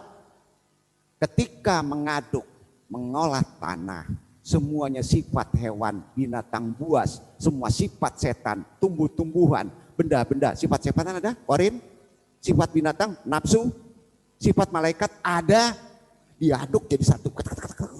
Ya. Kan diaduk di kita tuh. Namanya diapakan? Diaktualisasikan. Maka sempurnalah kamu. Setuju nggak? Setuju nggak? Hanya saja tanah itu dipilih untuk bisa mengejawantahkan kita. Dominannya. Dengan 2 tanganku, nggak anu bahas. Di Quran. Dengan 2 tanganku di Quran. Betul? Terusin dong, enggak. Kalau itu enggak. Ayo, gimana tuh? Karena masing-masing sifat tercela ini hanya sekedar kulit bro. Casing. Di dalam setiap sifat itu ada mutiara bro. Di yang rendah tadi ada mutiara dan permata. Sifat apa? Ilahi. Di manusia itu di sifat yang paling rendah ada sifat mutiara yang disebut sifat ilahi. Yakin nggak? Uraian dari Andong ini mudah-mudahan agak sedikit memberi motivasi kita, jangan terlalu kita loyo dalam hidup ini, bangkitkan sifat kekuatan kita, jadilah insan kamil, bukan hal yang macam-macam, itu memang keberadaannya kita, dan kita dijadikan amanah, tidak bisa memikul amanah itu berarti ruh itu nggak ada gunanya dong, ngapain ente hidup? Nah, jadi uraian ini merupakan urutan ungkapan mengenai hakikat diri yang sebenarnya itu. Katanya hakikat diri manusia sebenarnya itu. Jadi polisi kecil, jadi jenderal kecil, jadi pedagang kecil. Nah, jadi penyanyi kecil. Kecil. Masa itu aja berat? Tanggung tuh kita, wakil Allah di atas dunia, benar kan? Ada ruh nggak? Masa ruh cuma 1/10 digunainnya? Rugi. Khalifah kita itu. Hakikat diri manusia sebenarnya apa sih? Di mana manusia sebagai makhluk yang sangat lemah dan hina di sisi lain dinobatkan sebagai khalifah wakil Allah. Udah tahu kita tuh. Karena kita dikasih esensi mutiara ada di berada kita. Sifat ilah, iya, bukan arti kita Allah. Bertugas mengatur alam semesta, merupakan wakil Allah, menjadi saksinya. Ingat, kita menjadi saksinya untuk mengungkapkan rahasia-rahasia firman-Nya nanti. Kita ini saksinya kepada makhluk lain. Betul kan? Kita ini saksinya karena kita wakil Allah. Betul kan? Jangan kita jadi perkaranya, kan ngaco. Masa kita jadi perkaranya? Terdakwa kita. Kalau terdakwa bingung lah. Udah dia sadar loh. Para makhluk yang lain tidak melihat ada dimensi yang tidak bisa dijangkau olehnya. Ia hanya mampu melihat pada tingkat yang paling rendah dalam diri manusia. Baik jin maupun malaikat. Sementara ia terhijab oleh ketinggian derajat manusia yang berasal dari apa? Tiupan ilahiyah, betul kan? Kenapa kita seperti terhijab? Ya kita pakai atribut orang lain. Ayo ketawa kan? Masa kita mau jadi wow, mau jadi karo, ngengak mana? Itu pakai dikit aja untuk melengkapi kita. Gregetan namanya. Sadari oleh kita, wahai manusia, sangat beruntung kita dijadikan manusia. Setuju? Bersyukur. Setuju nggak? Bapak-bapak bersyukur jadi manusia? Bapak-bapak tidak dijadikan wow kan? Kalau dijadikan wow, hanya sim saladim kum, Bapak bisa berubah.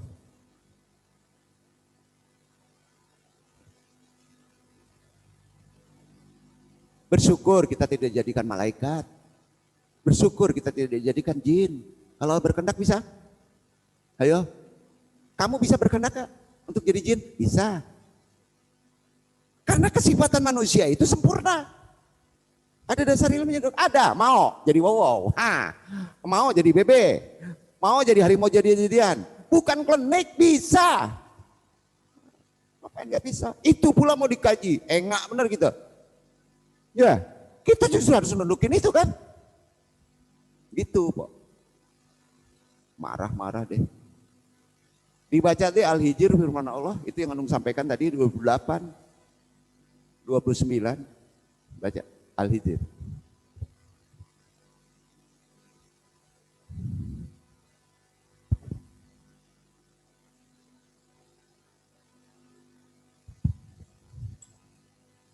وَإِذْ قَالَ رَبُّكَ لِلْمَلَائِكَةِ إِنِّي خَالِقٌ بَشَرًا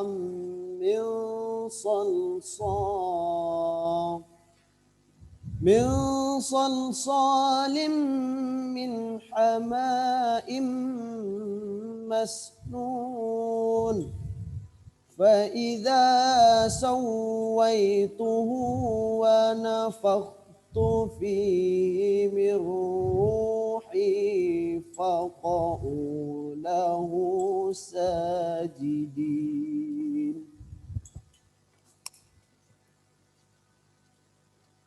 Dan ingatlah ketika Tuhanmu berfirman kepada para malaikat, sesungguhnya aku akan menciptakan seorang manusia dari tanah liat kering yang berasal dari lumpur hitam yang diberi bentuk. Maka apabila aku telah menyempurnakan kejadiannya dan telah meniupkan ke dalamnya ruh ciptaanku, maka tunduklah kamu kepadanya dengan bersujud. Kenapa Anda ngulang ayat itu? Anda ngingetin, berkumpul ruh Allah itu di kita. Ya. Sampai Pak? Ada ruh Allah? Ada? Ada Allah?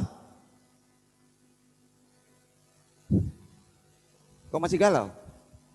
Kuat gak kita? Ayo. Besok masih ada yang galau, ada yang ngadu ke Andong. Takut sama corona. Andong cucu gitu. Wah. Jenderal sendirilah. Ya. Dunia tuh. Kok jadi kayak gini? Kita harus sultan, bro. YMA itu harus sultan di atas semuanya. Kecil tuh semuanya. Kok jadi ego gini ngaji? Memang kalau udah perkara ruku ya sombong. Khalifah kita mau ngapain? Ayo. Takut pula sama orang jahil. Ayo. Itu keluar nanti takut sama jin. Ngaco nih. Pede nggak? Ya boleh pede kalau udah sampai sini Pak. Memang pede itu. Iya nggak? Itu mengkaji ego, itu harus puncak makrifatnya tinggi. Perintahnya kalau di situ sujud kalau berhadapan dengan Allah, gini, nek gitu, sujud. Kalau sama kafir jangan sujud, gaplokin aja. Ya, iya kan? Jadi kalau kita mau mengungkapkan hakikat kayak gitu Pak, nah, selalu mengacu kecenderungan tertentu secara berurutan dalam memahami manusia. Ada ilmunya, ada tuntunannya, ada dasar yang mesti diambil dari mana. Karena itu hakikat mengandung makna sesuatu tetap, tidak berubah, tetap hakikat bahwa kita itu manusia sempurna, bisa sempurna, itu hakikat. Duduk ya, kokoh, tidak berubah-ubah, betul kan? Yang berubah-ubah itu casingnya, misalnya Oppo bisa jadi apel sompeng. Bisa nggak? Isinya entah Cina gitu kan? Gitulah. Yaitu identitas esensial yang menyebabkan sesuatu menjadi dirinya sendiri. Masa identitas dirubah-rubah? Besok nangis, besok milih. Salah pilih galau. Berubah-ubah ngaco, masa hidup kayak gitu? Nggak bisa kayak gitu. Halo, marah, terserahlah.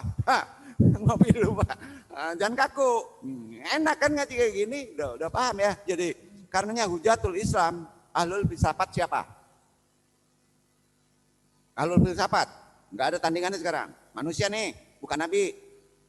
Al-Ghazali kan? Kita bahas, bukan andung kritik, kita bahas pola pikirnya. Kalau sekarang udah di atas profesor bro, kita bahas.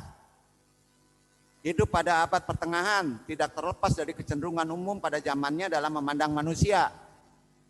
Pada zamannya ya, di dalam buku-buku filsafatnya kita badahlah. Ia mengatakan manusia mempunyai identitas esensial yang tetap, tidak berubah-ubah, betul kan? Namanya apa? An-nafs.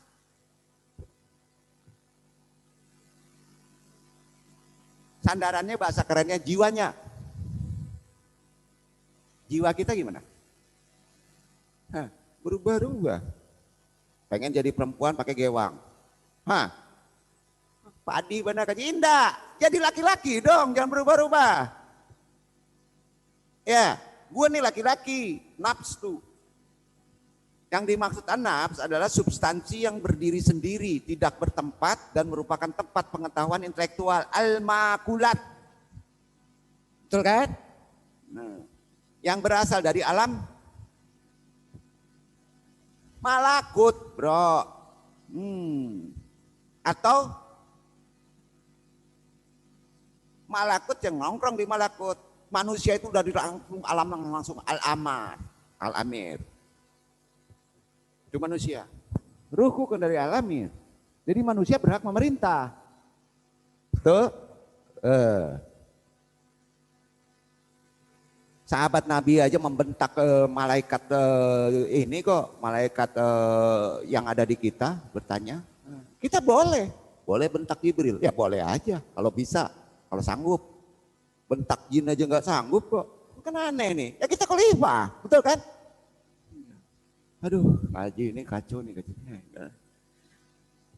Jadi menunjukkan esensi manusia bukan fisiknya ya. Sekali lagi, bukan fungsi fisik. Hakikatnya manusia bukan fisiknya dan bukan fungsi fisik. Beda itu. Duduk ya.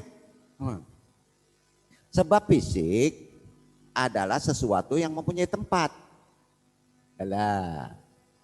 Tunduk kepada waktu dan ruang, tempat ya, itu fisik. Ya. Manusia enggak begitu hakikatnya.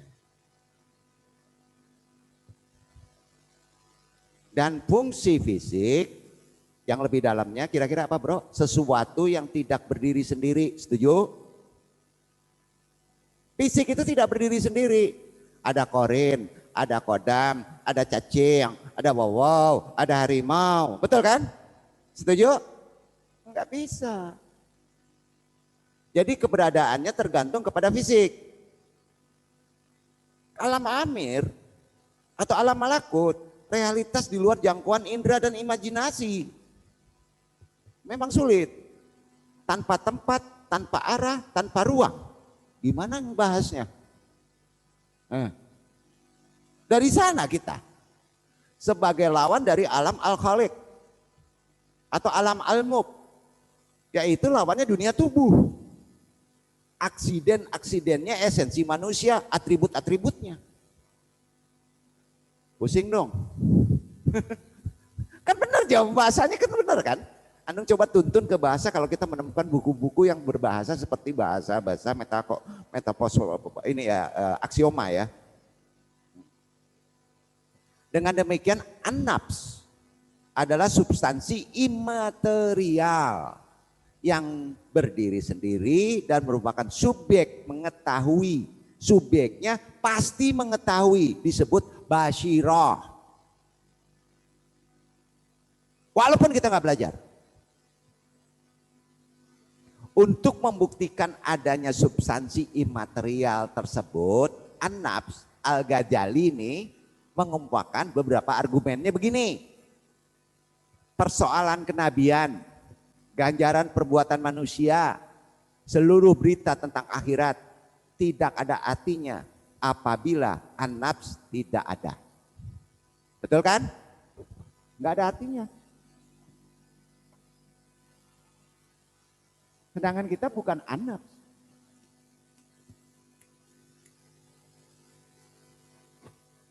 Surga neraka untuk siapa?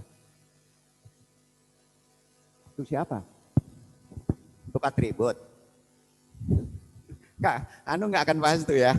Udah sampai ya. Al-Ustadz jangan terlalu tinggi. Jangan terlalu jangkauannya terlalu ini ya.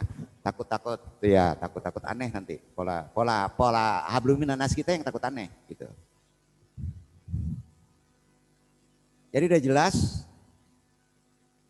Jadi seluruh ajaran agama itu hanya ditujukan kepada siapa sih? Al-Maujud. Setuju? Yang maujud. Yang dapat memahaminya. Ya. Jadi dalam hal ini yang mempunyai kemampuan bukan fisik manusia, bro. Ya. Sebab apabila fisik manusia mempunyai kemampuan memahami objek-objek fisik, lainnya juga mesti mempunyai kemampuan memahami. Batu bisa mikir. Ya kan? Alah. Kan gitu. Jadi dalam hal ini mempunyai kemampuan bukanlah fisik manusia, sebab apabila fisik manusia mempunyai kemampuan, objek-objek fisik lainnya juga mempunyai kemampuan, itu istidlalnya. Ya. Kenyataannya tidak demikian kan? Argumen bersifat keagamaan ini bagaimanapun tidak dapat meyakinkan orang yang ragu terhadap kenabian dan hari akhirat. Kalau itu masih ragu, kacau kita. Karena untuk mempercayai argumen ini orang terlebih dahulu harus percaya akan kenabian dan akhirat. Dalam konteks dalam. Dan turunin lo.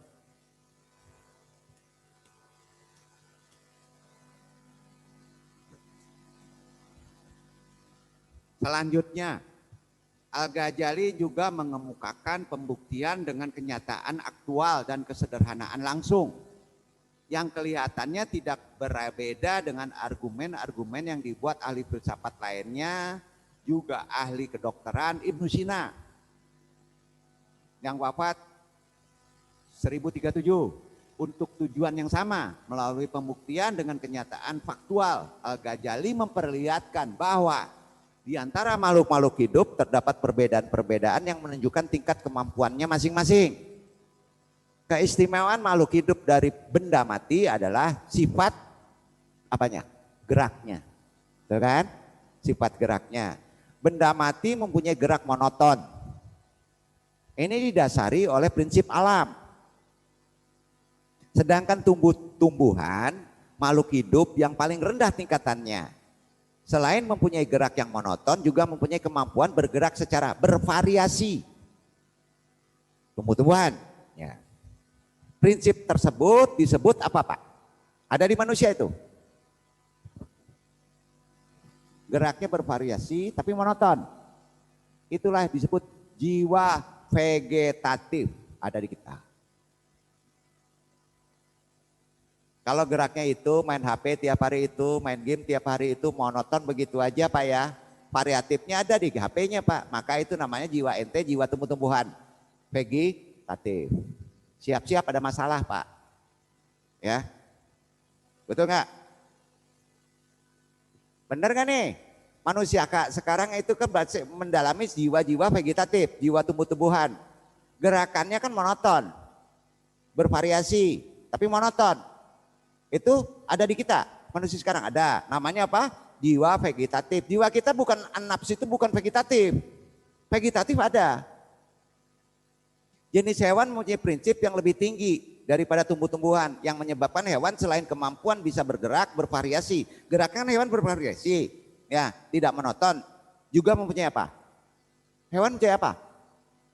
Rasa. Manusia punya rasa. Nah, prinsip ini jiwa apa namanya? Sensitif. Kita punya jiwa vegetatif, juga punya jiwa sensitif, ada di kita. Udah dua, sempurnanya manusia tuh ya. Nah. Tertinggi jiwa sensitif ini makan kambing banyak-banyak, makan sate banyak-banyak. Jiwa vegetatif drop. Betul kan? Kalau drop, lepai kita kepanasan, malah pari. Gitu aja. Bener nggak? Nah ya. Dalam kenyataannya manusia juga mempunyai kelebihan dari hewan. Manusia selain mempunyai kelebihan dari hewan, manusia juga mempunyai semua yang dimiliki jenis-jenis makhluk. Di samping mampu berpikir, mempunyai pilihan untuk berbuat baik dan tidak berbuat. Atau berbuat. Betul kan? Ini berarti manusia mempunyai prinsip yang memungkinkan berpikir dan memilih. Ya, berpikir dan memilih. Prinsip ini disebut apa? Itu punya kita. An-nafs al-insaniyat. An-nafs al-insaniyat. Makanya manusia yang sempurna adalah an-nafs al-insaniyat.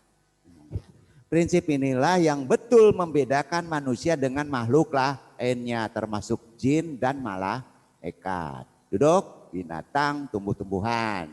Nah, kesadaran ini yang mesti kita pahami. Yang dikemukakan seorang manusia akan bisa menghentikan segala aktivitas fisiknya. Ada saatnya.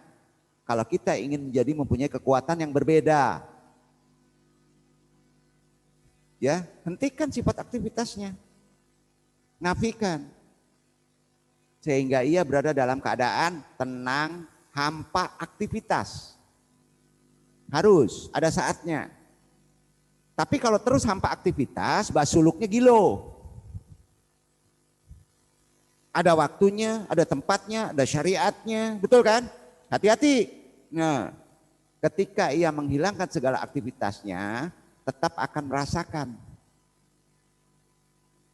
Karena rasa itu tidak hilang. Ada sesuatu rasa yang naik, yang tidak hilang di dalam diri kita, yaitu kesadaran. Walaupun Bapak itu tidur.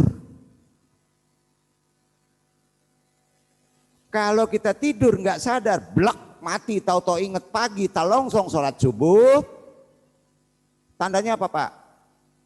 Wow-nya tinggi banget. Ya, vegetatifnya rendah banget. Nah, ya, instingnya naik, denger, bener kan? Nah, kalau terlalu tinggi, kalau jatuhnya misalnya vegetatif tumbuh-tumbuhannya tinggi, maka Bapak mimpi. Khayal. Aduh, ini yang disebut kimia syahadah. Mengkaji tubuh. Dan kalau kita mendalami ini dulu, Bapak-bapak pas melakukan ritual akan tahu tujuannya. Maka Bapak-bapak bisa menjahili orang.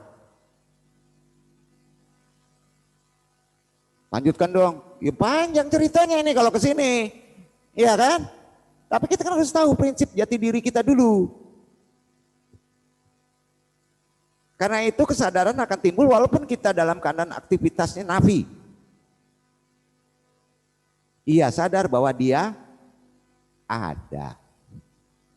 Dia sadar bahwa kita ada. Bahkan ia sadar bahwa ia sadar. Beda enggak? Kamu sadar bahwa kamu sadar. Bingung pula ngajinya kan. Sadar aja belum sampai. Kita ini sadar, tahu kita sadar. Gak enak bener ngajinya. Itu yang disebut pusat kesadaran, yang disebut anaf insaniyah, diri sejati, kofi, loop, ada rahasia, akwa mengeluarkannya. Bingung?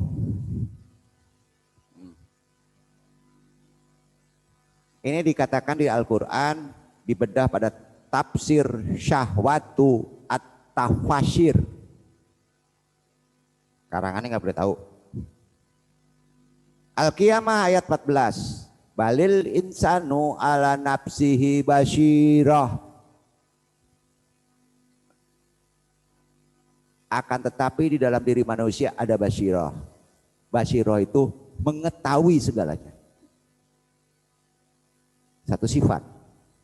Mengetahui segalanya. Walaupun kamu dalam keadaan tidur. Apalagi kalau dalam keadaan jaga. Paham gak tuh? Baca deh ayat itu kalau nggak percaya. Itu kemampuan potensi manusia. Jangan lawan kalau orang tidur tahu-tahu tahu. Ya, tidur ya tapi tahu. Jauh tapi tahu.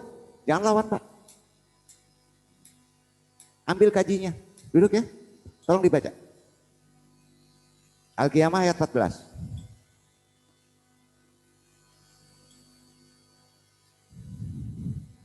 Balil insanu ala nafsihi basirah.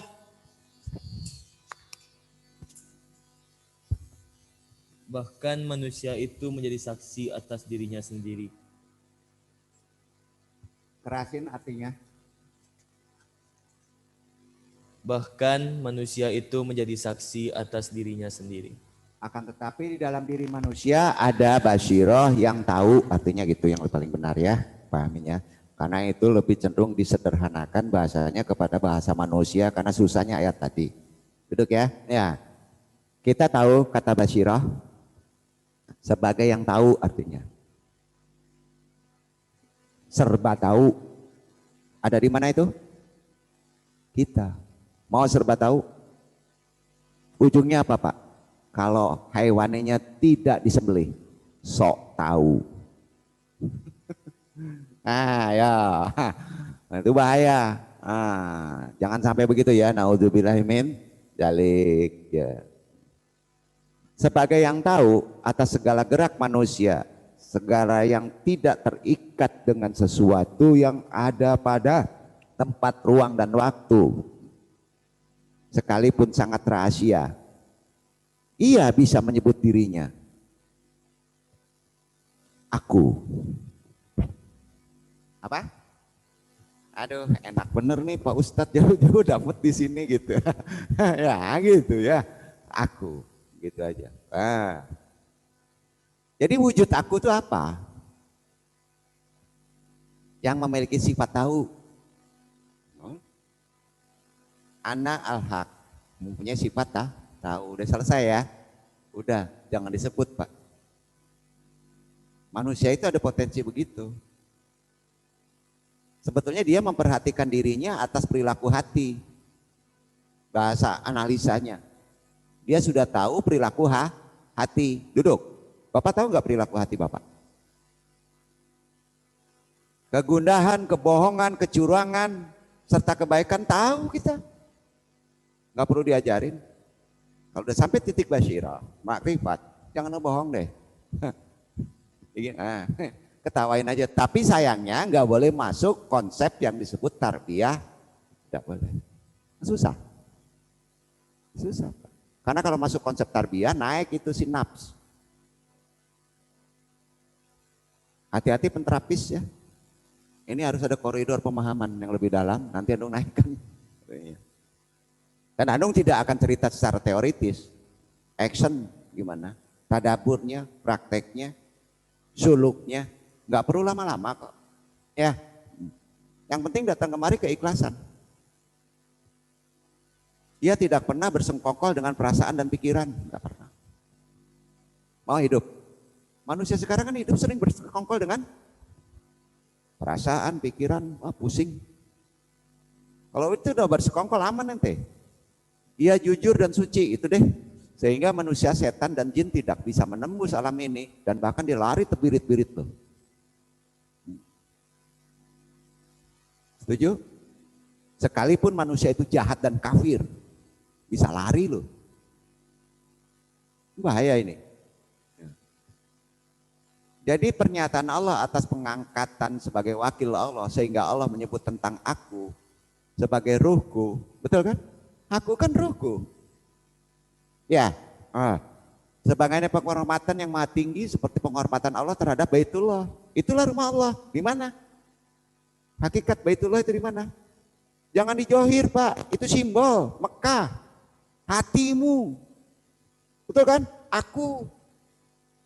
Ketika itu yang disadari bukan fisik. Dan yang sadar pun bukan fisik. Kesadaran di sini tidak melalui alat tetapi bersifat langsung. Oleh karena itu subjek yang sadar itu jelas bukan fisik, bukan fungsi fisik, melainkan sesuatu substansi yang berbeda dengan fisik. Nah, ya, di sini tidak bersifat langsung tetapi melalui perantara, yaitu perbuatanku, af'alku, betul kan? Nah, ya, dalam perbuatanku ada yang mendahului. Siapa yang mendahului? Yaitu kesadaran akan aku yang menjadi subjek perbuatan itu. Nah, kesadaran didahului.